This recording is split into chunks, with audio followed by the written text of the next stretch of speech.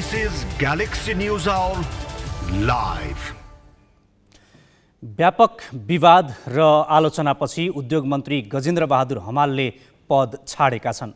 देशको कार्यकारी र न्यायपालिका प्रमुख बीच भएको लेनदेन बदर हुनै पर्ने थियो, भयो। तर अब प्रश्न उठ्छ, के हमालको राजीनामापछि यो विषय यत्तिकै बिर्सन मिल्छ? यति भएपछि उनलाई नियुक्ति दिने प्रधानमन्त्री शेरबहादुर देउवा र सिफारिस गर्ने प्रधान न्यायाधीश चोलेन्द्र शमशेर राणा दोषमुक्त हुन सक्छन् त? यसबीचमा न्यायालयको प्रतिष्ठामा पुर्याएको क्षतिका लागि उनीहरू दण्डित हुनुपर्छ कि पर्दैन? मन्त्री नियुक्ति त सार्वजनिक चर्चा र आलोचनाको विषय बन्यो। विवाद थेग्न नसकेपछि राजीनामासम्म पुग्यो। तर यस प्रकरणले अरू के विषयमा लेनदेन र मिलीभगत भयो भन्ने थप प्रश्न पनि उठाएको छ। यी विषयको वस्तुनिष्ठ तवरमा निर्क्युल नगरेसम्म शङ्काको सुई देउवा र राणा दुवै उप घुमिरहनेछ। यसमा पनि आफू सत्तामा पुग्न र टिक्नका निम्ति प्रधानमन्त्री देउवाले जुन तहको सम्झौता गरे त्यसका निम्ति उनी हदैसम्मको दण्डका हकदार छन्। साथै सत्ता गठबन्धनका प्रमुख नेता पुष्पकमल दाहाल, माधव नेपाल र उपेन्द्र यादव पनि उम्किन पाउने छैनन्। ग्यालेक्सी न्यूज आवर आज रूपन्देहीको मोतीपुर औद्योगिक क्षेत्रमा जग्गा कब्जा गर्न खोज्ने समूहमाथि प्रहरीले गोली चलाएपछिको परिस्थिति, मन्त्रीमण्डलमा भागबण्डापछि प्रधानमन्त्री देउवा र प्रधान न्यायाधीश राणामाथि उठेको नैतिकताको प्रश्न र साफ च्याम्पियनसिपमा नेपाल भारत भिडन्तको तयारीमा केन्द्रित हुनेछ।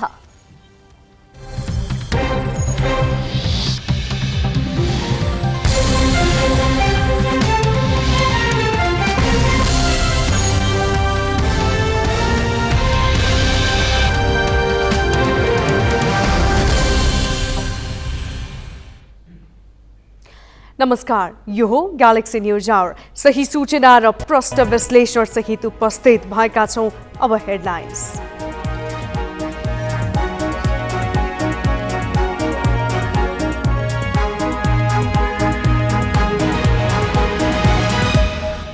बुटवलको मोतीपुरमा जग्गा कब्जा गर्न खोज्ने समूह र प्रहरी बीच झडप, प्रहरीको गोली लागेर 4 जनाको मृत्यु, प्रशासनद्वारा कर्फ्यू जारी। व्यापक आलोचनापछि मन्त्री हमालले 2 दिनमै पद छाडे, प्रधानमन्त्री र प्रधान न्यायाधीश प्रश्नको घेरामा। बागमती र प्रदेश 1 का मुख्यमन्त्रीको विश्वास परीक्षण दशैंपछि साक्यको प्रस्ताव सभामा पेश, आचार्यको भोलि। अवैध रूपमा अमेरिका जान हिँडेका नेपाली सहित 126 आप्रवासीको ग्वाटेमालामा उद्धार, होन्डुरस फर्काउने तयारी, नेपाल सरकार प्रतिक्रियाविहीन। र साफ च्याम्पियनसिपमा नेपाल र भारतको खेल आज, आक्रामक रणनीतिका साथ मैदानमा ओर्लने नेपालको तयारी।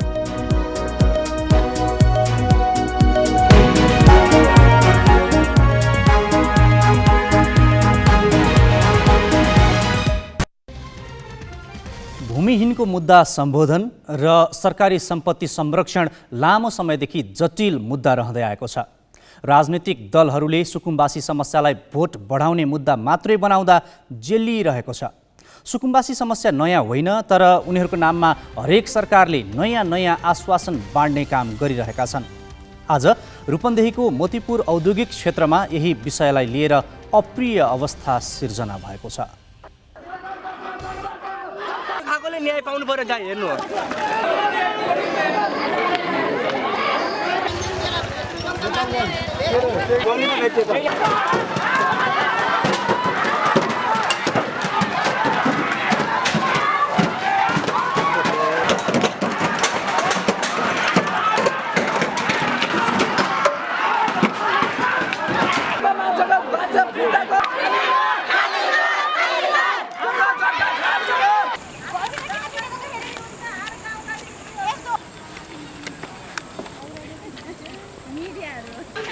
घरमा नि पुलिसले हानेको उनको घर छ नि, त्यो घरमा नि पुलिसले ढुङ्गा मारे सरा भइराछ के यहाँ मारे सरा भइराछ। यो जनताले त बनाएको हो, यिनीहरुलाई सबै पुलिस प्रशासन जनताले बनाएको होइन। यसरी ओरिजिनल गोली हानेर मारेको के थाहा, भोलि हाम्रै छोराहरू छन् कि त्यहाँ सब जति छ नि हैन, समितिहरु आफ्नो आफ्नो मान्छे खोज्ने के। औद्योगिक क्षेत्रबाट अतिक्रमण हटाउने भनेर प्रहरी प्रवेश गर्दा झडप मात्र भएन, हताहतीसम्मको परिस्थिति बनेको छ। भैरहवाको मोतीपुर औद्योगिक क्षेत्रमा प्रहरीले चलाएको गोली लागेर 4 जनाको मृत्यु भइसकेको छ, 15 जना घाइते भएका छन्। घाइतेहरूको युनिभर्सल मेडिकल कलेज भैरहवामा उपचार भइरहेको छ। आज दिउँसो भएको झडपमा प्रहरीको गोली लागेर मृत्यु भएका मध्ये रमेश परियारको मात्रै शनाखत भएको छ। घाइतेमध्ये 5 जना प्रहरी छन्। बुटवलको रानीगञ्ज नजिकै रहेको मोतीपुर औद्योगिक क्षेत्र निर्माणका लागि छुट्याइएको मोतीपुर औद्योगिक करिडोरको करिब 813 बिघा जग्गा लामो समयदेखि सुकुम्बासीले कब्जा गर्दै आएका छन्।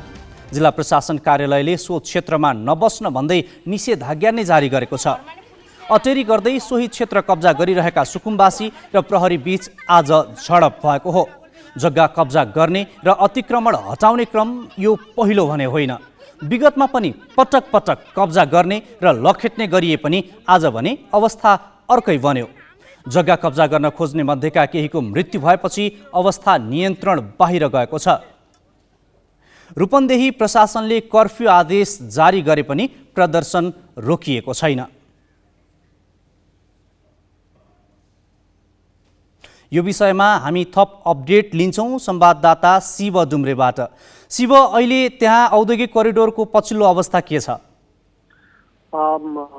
अहिले यति बेला म औद्योगिक करिडोरमा जो झडप भयो र झडपको स्थितिपछि घाइते हुने र मान्छे मृत्यु हुने स्थिति बनिसके पछाडि उपचारको लागि भैरवा स्थित युनिभर्सल मेडिकल कलेजमा उपचारको लागि पठाइएको ठाउँमा म यति बेला छु र यहाँको अपडेट अहिले हामी लिइरहेका छौँ। यति बेला 15 जना मध्ये 2 जना सामान्य घाइते भएको कारणले गर्दा सामान्य उपचारपछि फिर्ता भइसकेका छन् भने 13 जना यति बेला हस्पिटलभित्रै छन्। 13 जना मध्ये 4 जनाको निधन भइसकेको छ, जसमा एक जना मात्रै शनाखत भएको अवस्था छ, जसलाई रमेश परियार जो 20 वर्षका थिए। उनी कपिलवस्तु बाणगङ्गा नगरपालिका उनको घर थियो।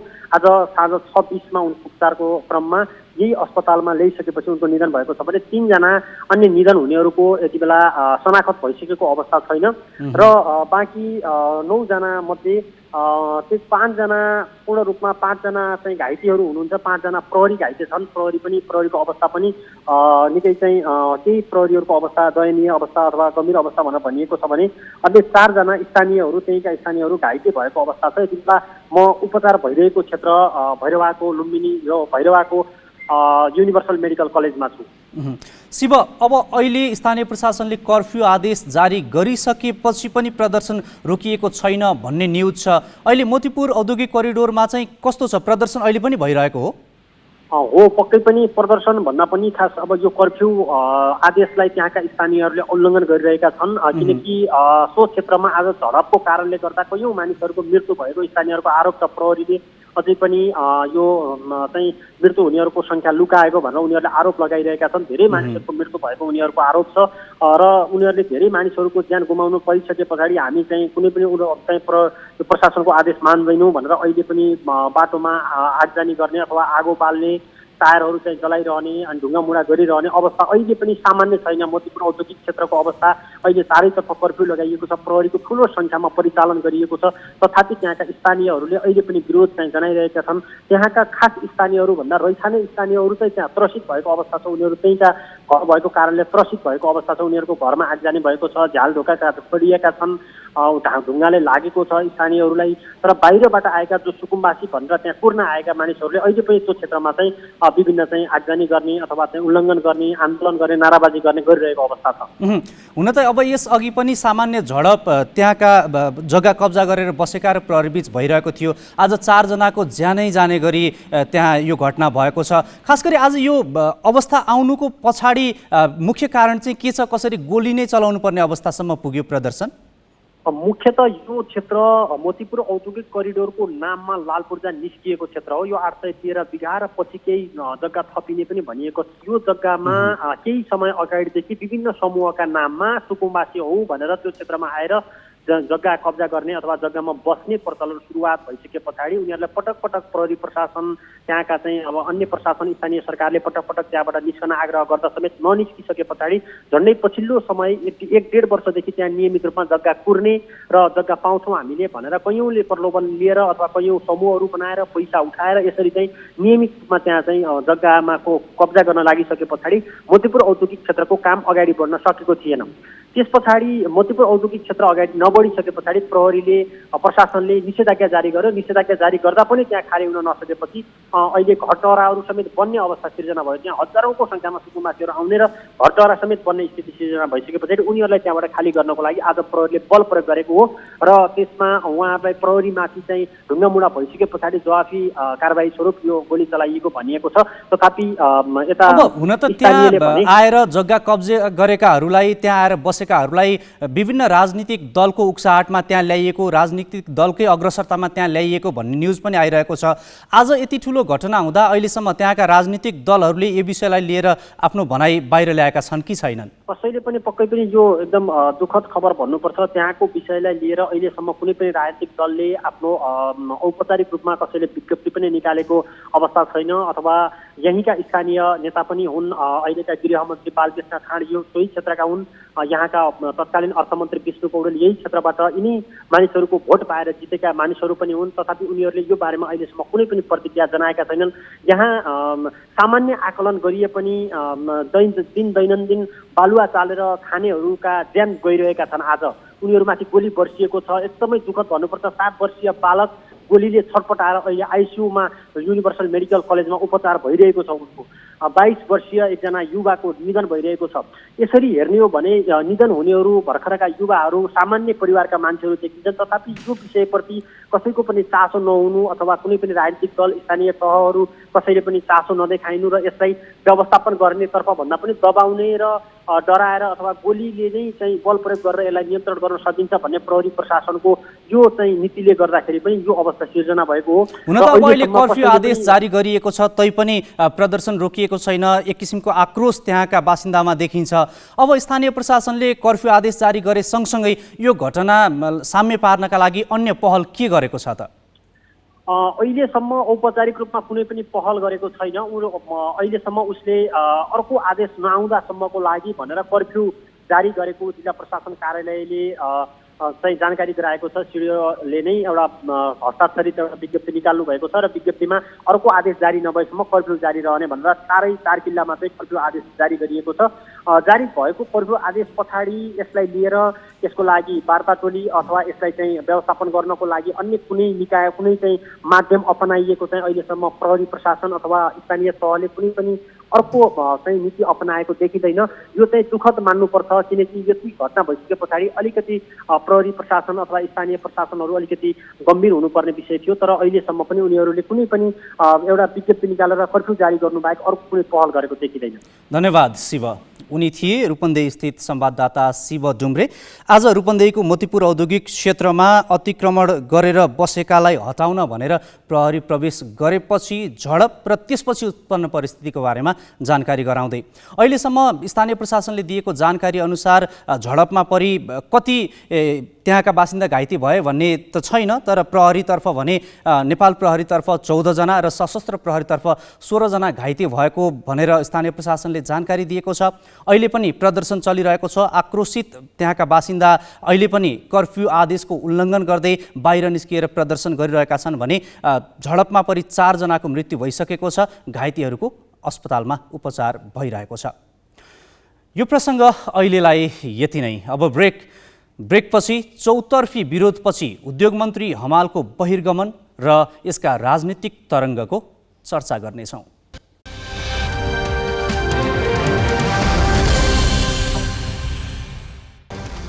अब केही न्युज संक्षेपमा। जिल्ला प्रहरी कार्यालय सुनसरीमा हिरासतमा थुनुवाको मृत्यु भएको विषयमा छानबिन गर्न समिति गठन भएको छ।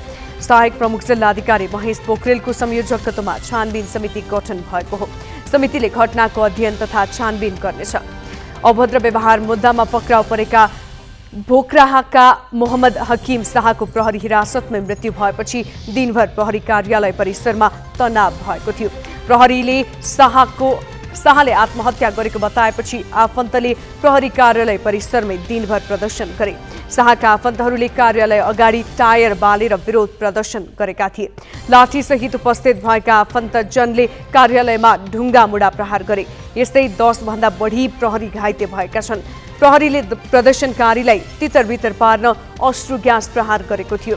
प्रदर्शनकारीले पूर्व पश्चिम राजमार्ग केही बेर अवरुद्ध पारेका थिए। लुम्बिनी प्रदेशका मुख्यमन्त्री कुलप्रसाद केसीले मन्त्री परिषद विस्तार गरेका छन्। लुम्बिनीमा 17 सदस्यीय मन्त्री परिषद बनेको छ। केसी मुख्यमन्त्री बनेको 60औं दिनमा 5 मन्त्री र 4 राज्य मन्त्री थपिएका हुन्। मन्त्री परिषदमा 13 मन्त्री र 4 राज्य मन्त्री रहेका छन्। नेपाली कांग्रेसबाट 3 मन्त्री र 2 राज्य मन्त्री, माओवादी केन्द्रबाट 2 मन्त्री र 2 राज्य मन्त्री तथा नेकपा एकीकृत समाजवादीबाट 1 मन्त्री थपिएपछि मन्त्री परिषदले पूर्णता पाएको हो।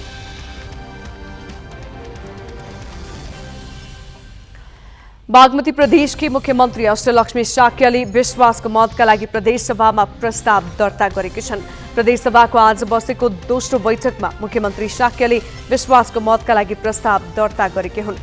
संविधानको धारा 188 को उपधारा 2 अनुसार मुख्यमन्त्रीले प्रतिनिधित्व गर्ने दल वा सरकारलाई समर्थन गर्ने दल विभाजित भए त्यसको 30 दिनभित्र संसदबाट विश्वासको मत लिनुपर्ने हुन्छ। उपधारा 3 मा तत्काल कायम रहेका प्रदेशसभा सदस्यको बहुमतबाट पारित नभए मुख्यमन्त्री पदमुक्त हुने उल्लेख छ। एमाले विभाजन भई नेकपा एकीकृत समाजवादी बनेको छ। बागमती प्रदेश सभा 109 सदस्यीय छ। मुख्यमन्त्री साक्यले विश्वासको मत जुटाउन 55 सांसद चाहिन्छ, तर एमालेसँग जम्मा 43 सांसद छन्।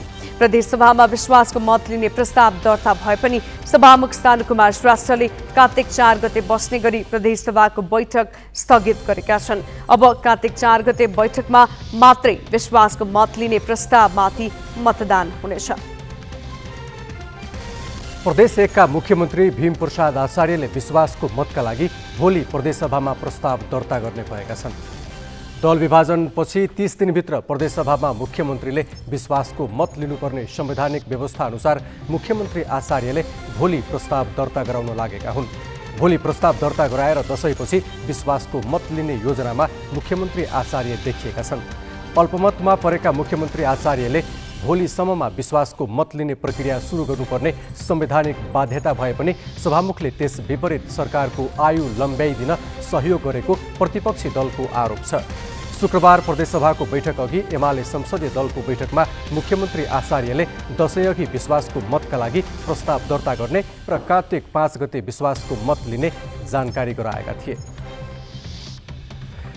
नेकपा एकीकृत समाजवादीका अध्यक्ष माधव नेपालले पार्टीका तर्फबाट नियुक्त मन्त्रीहरूलाई विवादित हुने काममा संलग्न नहुन निर्देशन दिएका छन्। नेपालले मन्त्रीहरूलाई आज पार्टी कार्यालयमा बोलाएर निजी स्वार्थ र भ्रष्टाचार जन्य गतिविधिबाट टाढा रहन निर्देशन दिएका हुन्। उनले राष्ट्रिय हितलाई सर्वोपरि मानेर तथा गरिब र उत्पीडित वर्गको हित हुने गरी काम गर्न भनेका छन्। उनले सादा जीवन अवलम्बन गर्न निर्देशन समेत दिए। अध्यक्ष नेपालले मन्त्रीहरूलाई मदिरा खाएर मातिएको तथा स्वार्थ समूहसँग भेटघाट गरेको सुन्न नपरोस् भनेका छन्। नेपालले मन्त्रालयमा कर्मचारीको सर्वमा योग्यता र क्षमतालाई प्राथमिकता दिन तथा राजनीतिक नियुक्ति आफू खुसी नगर्न भनेका छन्। सर्वोच्च अदालतले अधिकारकर्मी रोबी खानलाई 24 घण्टाभित्र अदालतमा हाजिर गराउन आदेश दिएको छ। अधिवक्ता मोहना अन्सारीले आज दायर गरेको बन्दी प्रत्यक्षीकरणको रिटमाथि सुनवाई गर्दै न्यायाधीश दीपक कुमार कार्कीको इजलासले खानलाई 24 घण्टाभित्र उपस्थित गराउन आदेश दिएको हो।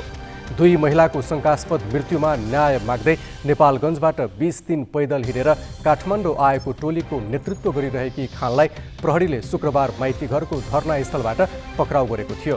उनको अवस्था सार्वजनिक गर्न माग गर्दै माइती घरमा आज प्रदर्शन समेत भएको थियो। सत्ता गठबन्धन र प्रधान न्यायाधीशको भागबण्डामा मन्त्री नियुक्ति सार्वजनिक चर्चा र आलोचनाको विषय बन्यो। विवाद थेग्न नसकेपछि राजीनामासम्म पुग्यो। के मन्त्रीले राजीनामा दिँदैमा यो विषय यसै थामथुम होला त? थप चर्चा साजना तामाङबाट। प्रधानमन्त्री शेरबहादुर देउवा र प्रधान न्यायाधीश चोलेन्द्र शमशेर राणाले संवैधानिक सीमा बिर्सेर मन्त्री बनाएका गजेन्द्र बहादुर हमाल 48 घण्टा पनि पदमा टिक्न पाएनन्। उनको नियुक्तिलाई लिएर नातेदार प्रधान न्यायाधीश राणा र प्रधानमन्त्री देउवाको चर्को आलोचना भएपछि हमालले बाध्य भएर पद छाडेर हिँड्नु पर्यो। तर हमालको नाममा देउवा र राणाले जसरी संविधानमाथि हमला गरे, उनीहरू अहिलेसम्म सार्वजनिक रूपमा माफी माग्नु त टाढाको कुरा, गल्तीसम्म महसुस गरेका छैनन्। जबकि यस प्रकरणका मुख्य दोषीका रूपमा प्रधानमन्त्री देउवा र प्रधान न्यायाधीश राणा रहेकोले उचित जिम्मेवारी लिनुपर्ने आवाज सबैतिरबाट उठेको छ।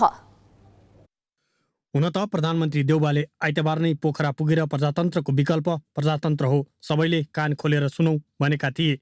तर त्यसो भनिरहँदा लोकतन्त्रमा निकै अमर्यादित र व्यवस्था विपरीत मानिने कदमलाई लिएर आलोचनाको तारो पनि उनै भइरहेका छन्।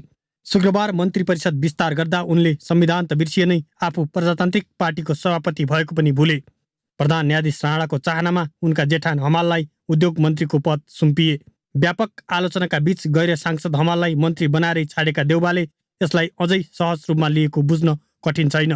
तर हमालको बहिर्गमनले मात्र यो प्रकरण यसै सामसुम हुने देखिँदैन।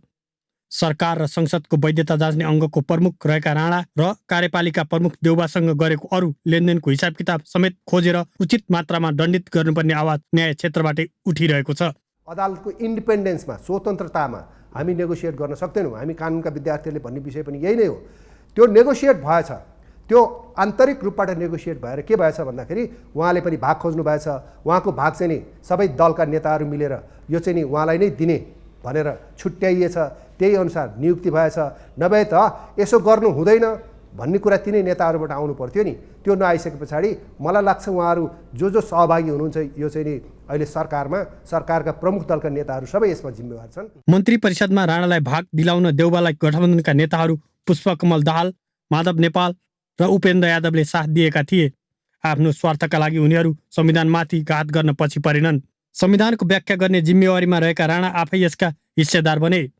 दबाब थ्याक्न नसकेपछि हमालले त राजीनामा दिए, तर देउवा र राणाले गल्ती महसुससम्म गरेका छैनन्। दाहाल, नेपाल र यादवले पनि यो विषयमा कमजोरी स्वीकार गरेका छैनन्।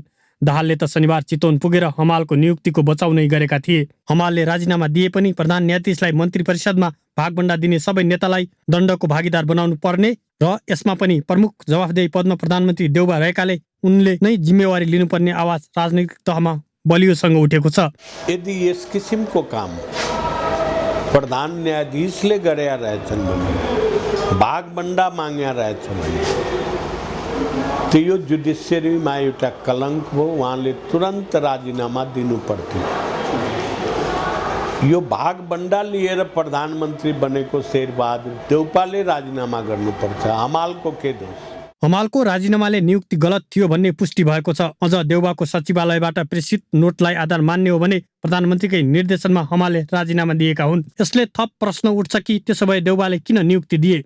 हमाललाई मात्र शिकार बनाएर आफू कसरी जोगिन सक्छन्? त्यसैले प्रधानमन्त्री र प्रधान न्यायाधीशको मिलीभगत प्रकरणलाई हमालको राजीनामाकै भरमा उम्किने छुट हुनु हुँदैन। क्यामेरामा सबिन महाजनका साथ अङ्गराज नेउपाने, ग्यालेक्सी फोके, काठमाडौँ।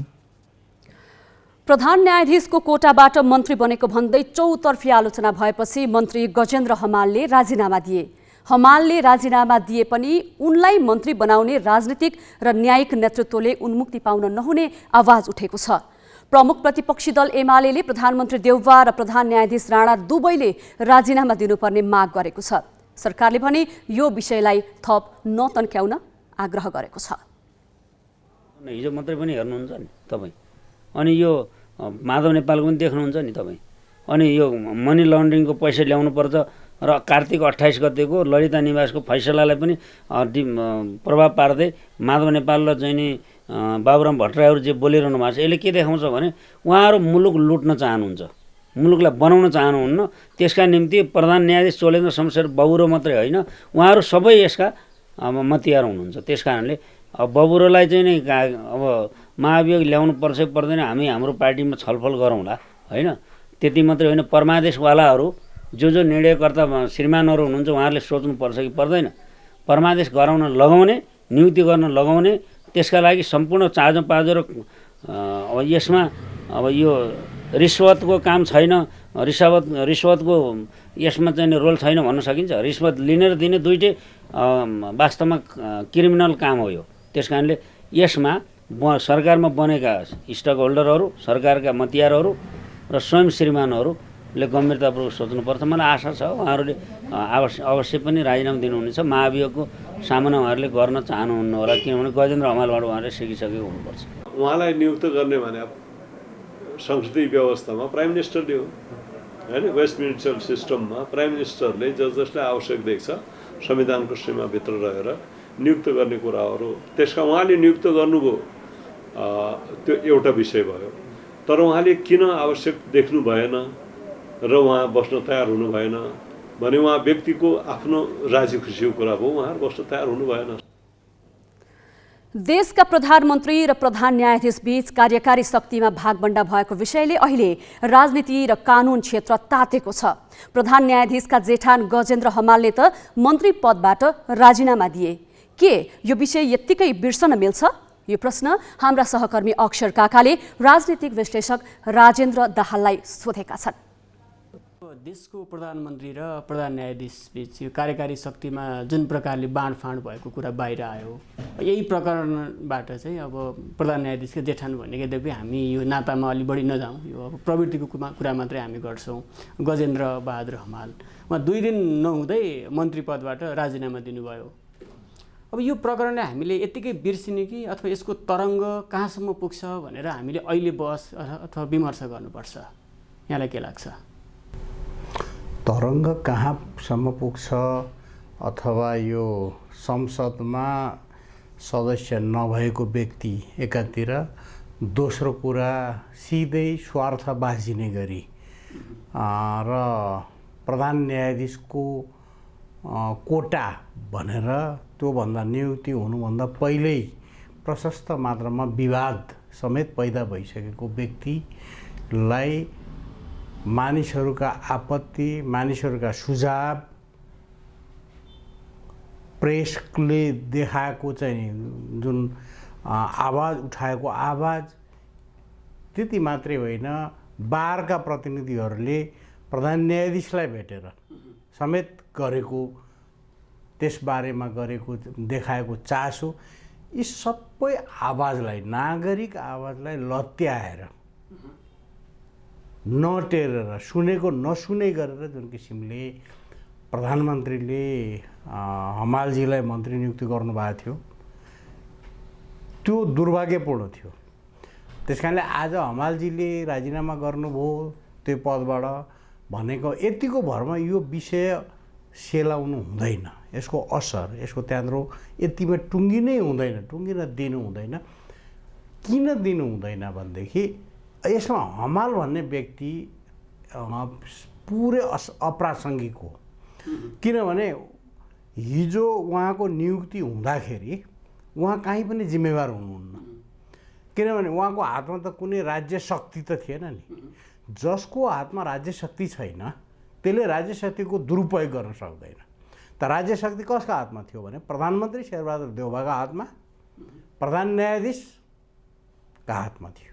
त त्यसको दुरुपयोग कसले गर्नुभयो? उहाँहरूले गर्नुभयो, दुवैजनाले गर्नुभएको छ। त्यहाँ भनेको प्रधानमन्त्री र प्रधान न्यायाधीश दुवैले यसको जिम्मेवारी चाहिँ लिनुपर्छ। उहाँहरूलाई चाहिँ जिम्मेवारी किन लिनुपर्छ भने हो, अब प्रत्यक्षता त कुरा गर्नुभयो भने प्रधानमन्त्री मात्रै जिम्मेवार देखिनुहुन्छ। किनभने प्रधान न्यायाधीश त कुनै त्यो उसमा नियुक्तिको पत्रमा साक्षी त बस्नु भएको छैन, कहीँ पनि छैन, त्यो देखिनुहुन्न। र उहाँले बारको प्रतिनिधिहरूलाई जाँदाखेरि त होइन त्यस्तो केही होइन भनेर अस्वीकार गर्नुभएको छ त्यो। तर कुरो त्यतिमा त टुङ्गेन नि। प्रधानमन्त्री शेरबहादुर देउवाले कि त भन्नु पर्यो मलाई प्रधान न्यायाधीशको दबाब होइन, मेरो अरू नै कुनै बाध्यता थियो, त्यस कारणले मैले उहाँलाई नियुक्ति गरेँ भनेर, या त प्रधानमन्त्रीले जनता सामु, जनताका आँखामा आँखा जुदाएर उहाँले भन्न सक्नु पर्यो। तर त्यो त आइराखेको छैन। राजनीतिक वृत्तबाट नै यो समाचार आएको हो, कुनै प्रेसले अथवा कुनै अरू मान्छेले, वकिलहरूले त्यो सिर्जना गरेको समाचार त होइन यो त। त्यस कारणले प्रधान न्यायाधीश पनि प्रश्नको घेरामा हुनुहुन्छ र यसमा थप कुरा के हो भने प्रधान न्यायाधीश अहिलेको जो हुनुहुन्छ बारम्बार अदालत यस्ता खालका मुद्दामा किन विवादमा पर्छ, किन तानिन्छ र यसमा स्वयं अरू न्यायाधीश होइन स्वयं प्रधान न्यायाधीशै किन तानिनु भएको छ यहाँ। त्यस कारणले यो गहिरो प्रश्न हो। यो प्रश्नको जवाफ राम्रोसँग तर्कसङ्गत जवाफ नआउन्जेलसम्म नागरिकले प्रेसले छोड्नु हुँदैन। अनि उहाँले अब जवाफदेही अथवा जिम्मेवारी लिनु भएन भने चाहिँ के हुन्छ? प्रश्न चाहिँ यहाँनिर छ। होइन, उहाँहरूले त्यति सजिलै जिम्मेवारी लिनु हुँदैन भन्ने कुरा हामीलाई प्रष्ट छ। त हाम्रो काम के हो? जिम्मेवारी लिनलाई बाध्य पारिराख्ने। उहाँहरूलाई निरन्तर यसै गरी तपाईँले आवाज उठाइराख्नुभयो, उहाँहरूलाई यसै गरी एक्सपोज गरिराख्नुभयो, उहाँहरूको कृत्यहरूलाई स्थापित गर्न दिनु भएन। उहाँहरू जे गर्दै जानुभएको छ जसरी पेलेरै जान्छु भनेर त हुँदैन भनिराख्दाखेरि त बाध्यता हुँदो रहेछ त होइन। स्टेप पछाडि फर्कने, पाइला पछाडि सार्न पनि त बाध्यता हुनुहुँदो रहेछ नि। त यही क्रम निरन्तर गरिराख्नु भएको छ र अहिले यो क्रम राजनीति सँगसँगै हाम्रो न्यायालयको सुधारको लागि, न्याय प्रणालीको सुधारको लागि झन् बढी खाँचो भइसक्यो। अब लेनदेन भएको त प्रष्टै देखियो।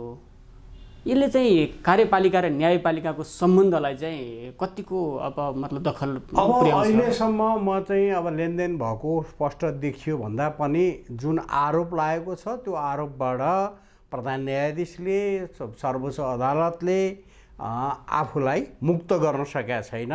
मानिसका मनमा जुन शङ्काको रोपिएको छ कि हाम्रो न्यायालय, हाम्रा न्यायालयका प्रमुखले स्वच्छ काम कारबाही गरिराखेका छैनन् कि भन्ने मान्छेलाई शङ्का जुन भएको छ त्यो उहाँहरूले या त सफा गर्न सक्नुपर्छ, त्यो शङ्का साँच्चै निरूपण गर्न हटाउन सक्नुपर्छ जनताको मनबाट, होइन भने उहाँहरू आफू हट्नुपर्छ। भनेको उहाँले राजीनामा आफू हट्नुपर्छ, राजीनामा गर्नुपर्छ अथवा त्यो बाहेकका अरू बाटाहरू केही छन् कि?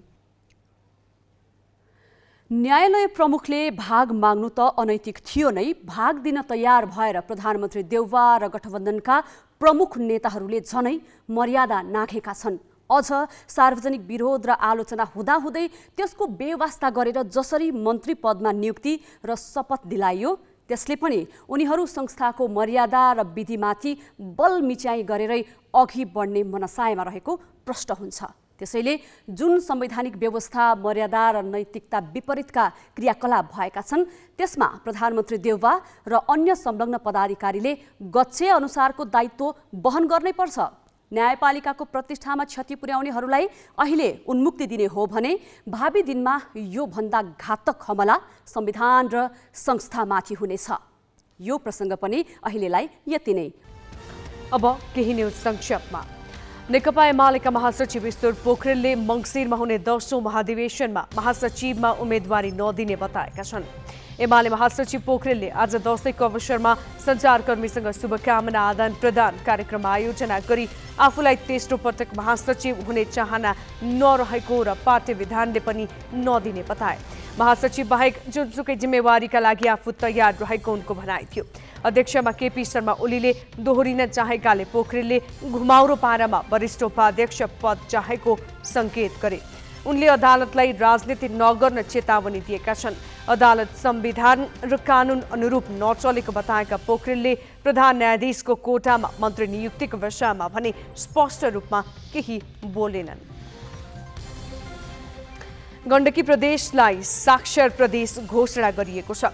प्रधानमन्त्री शेरबहादुर देउवाले आज पोखरामा एक समारोहका बीच गण्डकीलाई साक्षर प्रदेश घोषणा गरेका हुन्। प्रदेशभित्रका 11वटै जिल्लामा साक्षरता 95% भन्दा माथि रहेको दाबी गरिएको छ। सामान्य लेखपढ गर्ने तथा मोबाइल र क्याल्कुलेटर प्रयोग गर्न जान्नेलाई साक्षरको सूचीमा राखिएको छ। कार्यक्रममा प्रधानमन्त्री देउवाले प्रजातन्त्र कसैले खोज्न नसक्ने बताए। उनले प्रजातन्त्रको विकल्प प्रजातन्त्र मात्र भएकाले यस विरुद्ध सपना नदेख्न र सबैले कान खोलेर सुन्न पनि आग्रह गरेका थिए। शेयर बजारमा आज 18.5 अङ्कको गिरावट आएको छ। नेप्से परिसूचक 2662.6 अङ्कमा झरेको छ। जीवन बीमा वित्त र सामूहिक लगानी कोष बाहेकका बाँकी 10 समूहले परिसूचक घटाएका हुन्। उत्पादनमूलक समूहको परिसूचक सबैभन्दा धेरै 3.16% घटेको छ। होटल, अन्य जलविद्युत र विकास बैंक समूहको परिसूचक पनि 1% भन्दा धेरैले घटेको छ। बजार खुल्ने बित्तिकै बढेर 2720 अङ्कमा पुगेको परिसूचक 10 मिनेटपछि क्रमशः घटेको थियो। बजारमा 4,49,80,80,00,000 रुपैयाँको कारोबार भएको छ।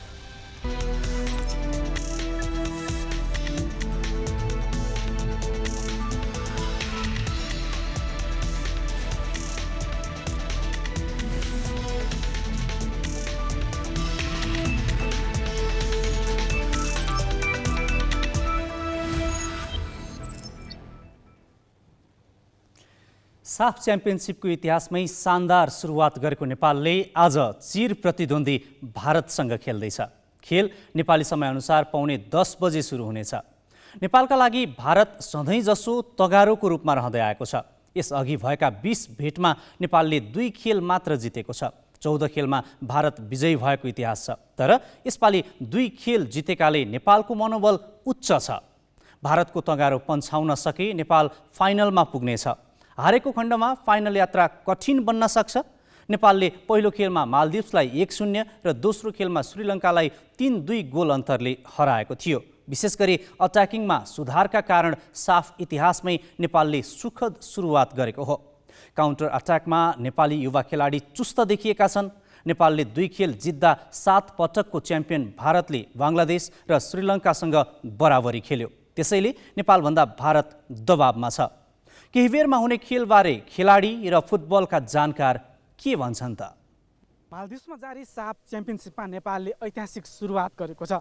पहिलो खेलमा घरेलु टोली मालदिप्सलाई 1-0 ले पराजित गरेको नेपालले दोस्रो खेलमा श्रीलङ्कालाई 3-2 ले पराजित गरेको छ। तेस्रो खेल केही बेरमा भारत विरुद्ध खेल्दैछ।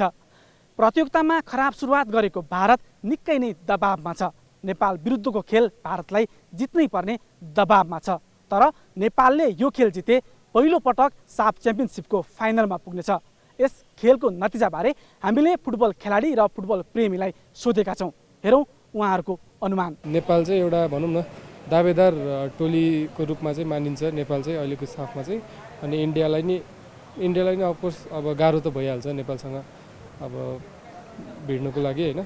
जो प्रेडिक्सन चाहिँ अब भनौँ न रिजल्ट चाहिँ राम्रै आउँछ जस्तो लाग्छ। नेपालले अफकोर्स अब as a player as a football fan होइन अब विनै हुन्छ जस्तो लाग्छ। अब कतिको भन्दा पनि अब नेपालले जस्ट 1-0 हुन्छ। स्कोर मलाई 1-1 हुन्छ जस्तो लाग्यो ड्र, किनभने नेपाललाई already on top of the table अनि त्यति प्रेसर पनि छैन। इन्डियालाई चाहिँ अलिक एकदम प्रेसर छ अनि इन्डिया त्यति राम्रो पनि खेलेको छैन।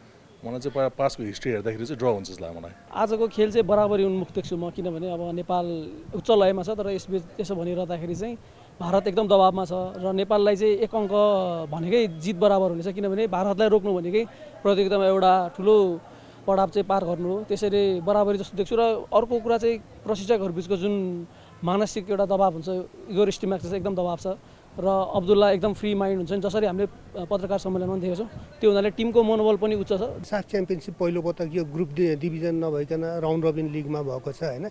यसमा अब कोही पनि फाइनल पुग्ने सम्भावना सधैँ रहेको हुन्छ होइन। अब नेपालले पहिलो म्याच मालदिप्ससँग जित्नु र दोस्रो म्याच चाहिँ श्रीलङ्कालाई जितेका कारणले नेपालको सम्भावना त फाइनल पुग्ने धेरै छ। र आज भाइ त यो आज महत्त्वपूर्ण समयमा नेपाल इन्डियासँग खेल्दैछ। अर्कोतिर नेपाल 2 म्याच लगातार जितेको छ भने इन्डिया 2 म्याच जितविहीन भएको छ। त्यस कारणले गर्दाखेरि इन्डियाको लागि फाइनल पुग्नको लागि डु अर डाईको सिचुएसन छ र नेपाल 1 पोइन्टको खोजीमा हुन्छ। त्यसकारण म चाहिँ आजको म्याच चाहिँ होइन ड्र हुन्छ भन्ने आशा गर्दछु। नेपालले जित्ने चान्सेस पनि हाई छ।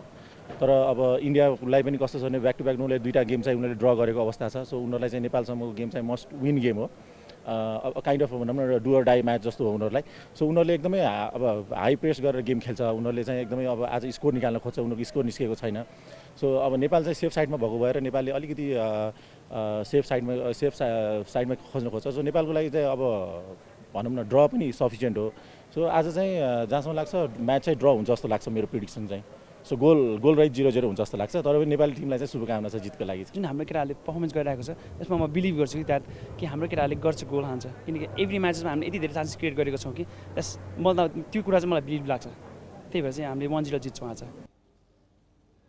भारत र नेपाल बीचको प्रतीक्षित खेलबारे हामीले खेलाडी र फुटबलका जानकारको धारणा बुझ्यौँ। यसै विषयमा हामी राष्ट्रिय फुटबल टोलीका पूर्व कप्तान तथा स्ट्राइकर भरत खवाससँग कुराकानी गर्दैछौँ। भरतजी हाम्रो प्रत्यक्ष सम्पर्कमा हुनुहुन्छ। भरतजी, स्वागत छ ग्यालेक्सी न्युज आवरमा। धन्यवाद। हामीले खेलाडी र फुटबलका जानकारको प्रतिक्रिया त हेऱ्यौँ। अब आज नेपालले गर्ने प्रदर्शनलाई लिएर तपाईँको अनुमान चाहिँ के छ? अभियसली अब दुईटा म्याच खेलिसकेको छ नेपालले, एकदमै राम्रो पर्फर्मेन्स गरेको छ नेपालले। जुन तरिकाको खेलाडीहरू बुस्टअप छन्, जुन टिम चाहिँ मोटिभेटेड छ, त्यही तरिकाले आज पनि अब राम्रो पर्फर्मेन्स गर्छ भन्ने आश गरेको छु। तुलनात्मक रूपमा नेपालभन्दा भारत बलियो टोली मानिन्छ, तर यसपटकको यो टुर्नामेन्टमा हेर्ने हो भने नेपालको प्रदर्शन पनि एकदमै राम्रो देखिन्छ। आज नेपालले भारतलाई हराउन ध्यान दिनुपर्ने पक्ष चाहिँ के हुनुपर्छ जस्तो लाग्छ? सबैभन्दा पहिला त अब फुटबल भनेको टिम गेमै हो। एउटा टिम भएर युनाइटेड भएर खेल्यो भने अभियसली अब जित पक्का निश्चित छ। अलिकति गाह्रो अप्ठ्यारो हुनसक्छ तर असम्भव छैन। त्यसले गर्दाखेरि एउटा टिम अब जुन प्रकारको कोचले ड्युटी दिएको हुन्छ त्यो ड्युटीलाई सबैले चाहिँ अब निभाउन सक्यो भने आफ्नो जुन रेस्पोन्सिबिलिटीहरू छ आफ्नो ठाउँमा त्यो चाहिँ अब कोचको अनुसार खेलिदियो भने चाहिँ पक्कै नै जित चाहिँ सुनिश्चित नै छ जस्तो लाग्छ मलाई। नेपालले 2 खेल जितिसकेको छ, उच्च मनोबलका साथ आज मैदानमा उत्रँदैछ। अर्कोतर्फ हेर्ने हो भने भारतले दुवै खेलमा जित हात पार्न सकेको छैन। तर जब नेपाल र भारतको गेम हुन्छ त्यो गेममा नेपाल भारतको अगाडि कमजोर जस्तो देखिन्छ। यसमा केले असर पारिरहेको हुन्छ? कमजोर त होइन, अब यस्तो भन्न मिलेन। अब जस्तै कस्तो भने नेपाल र भारतको गेम चाहिँ अब जहिले पनि एकदमै टफ हुन्छ, जहिले पनि टफ छ। अब हो रिजल्टमा चाहिँ हामी तल होला अब, तर पनि जहिले पनि खेल्दाखेरि चाहिँ हामीले एउटा एकदमै टप म्याच नै खेलेको छौँ इन्डियासँग जस्तो लाग्छ मलाई। त्यस्तो कमजोर चाहिँ छैन जस्तो लाग्छ। तर यसपालिको कुरा गर्ने हो भने हाम्रो टिम एकदम मोटिभेटेड छ र अब जुन हामीले फ्रेन्डली म्याचहरू अब जस्तै इन्डियासँगको फ्रेन्डली म्याच पनि जस्तै हाम्रै रङ्गशालामा खेलेको देख्यौँ। त्यहाँ चाहिँ हाम्रो टिमले एकदमै राम्रो पर्फर्मेन्स गरे जस्तो लाग्छ। र अब यो इन्डिया र नेपालको म्याच चाहिँ जहिले पनि टफ हुन्छ। अब त्यसमाथि पनि अब हामीले 2टा म्याच जितिसकेका छौँ। हामीलाई चाहिँ अब 2टा अप्सन छ, जस्तै एउटा जित्नुपर्ने अप्सन र एउटा ड्र गरे पनि अप्सन छ। 2टा अप्सन छ। तर इन्डियालाई चाहिँ एउटा मात्रै अप्सन छ, उनीहरूलाई जसरी पनि जित्नै पर्ने। ड्र गऱ्यो भने उनीहरू अब आउट हुन चान्सेस भन्नाले अब प्रबल चान्सेस छ। त्यसले गर्दाखेरि चाहिँ हाम्रोलाई चाहिँ कम प्रेसर छ आजको म्याचमा र उनीहरूलाई चाहिँ बढी प्रेसर छ जस्तो लाग्छ मलाई। तपाईँ पनि प्रशिक्षक अब्दुल्ला अलमुताइरीको प्रशिक्षणमा खेल्नु भएको छ। मैदान बाहिर उनी रणनीति बनाउन एकदमै माहिर छन् भन्ने पनि चर्चा छ। उनको अब यो भारत विरुद्धको गेममा रणनीति कस्तो होला र उनले बनाएको रणनीति आज सफल हुन सक्छ? अभियसली मलाई हुन्छ जस्तो लाग्छ, किनकि अब ग्राउन्डमा छिरिसकेपछि अथवा कुनै टुर्नामेन्टको लागि गइसकेपछि म हार्छु भनेर रणनीति बनाएको हुँदैन, पक्कै नै जित्छु भनेर रणनीति बनाएको छ। र जुन हाम्रो पहिलाको जुन 4-4-2 सिस्टम खेल्ने थियो, त्यो फर्मेसन थियो, त्यो चेन्ज भएर अब बिचमा अब अरू कोचहरूले पनि चेन्ज गर्नुभयो, जस्तै 5-3-3 सिस्टमहरू खेल्यो। तर अब यसपालि हाम्रो अब अहिलेको नयाँ कोचले चाहिँ 4-3-3 सिस्टम खेलाइरहेछ। सायद आज अर्कै फर्मेसन हुनसक्छ। तर अब जुन 2टा म्याच देख्यौँ हामीले चाहिँ अब त्यो 4-4-3 सिस्टम छ र उहाँले जुन यो आजको फर्मेसन बनाउँछ पक्कै नै टिमले चाहिँ अब जित हासिल गर्छ जस्तो लाग्छ मलाई। जुन फर्मेसन उहाँले गर्नुहुन्छ, अब जुन हाम्रो टिमलाई चाहिँ त्यत्रो मोटिभेट गर्नुभएको छ, बुस्टअप गर्नुभएको छ, पक्कै नै अब आज जितकै रणनीति हुन्छ जस्तो लाग्छ मलाई। धन्यवाद भरतजी। उनी थिए राष्ट्रिय फुटबल टोलीका पूर्व कप्तान तथा स्ट्राइकर भरत खवास, भारतसँगको आज हुने खेलबारे कुरा गर्दै। अब galaxy weather.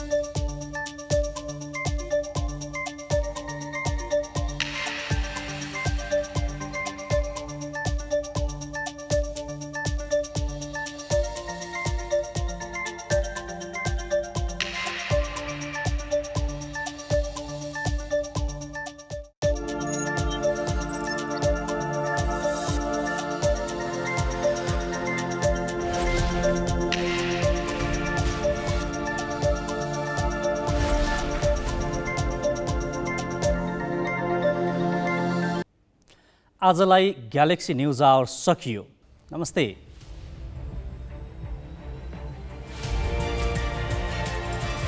This is Galaxy News Hour Live.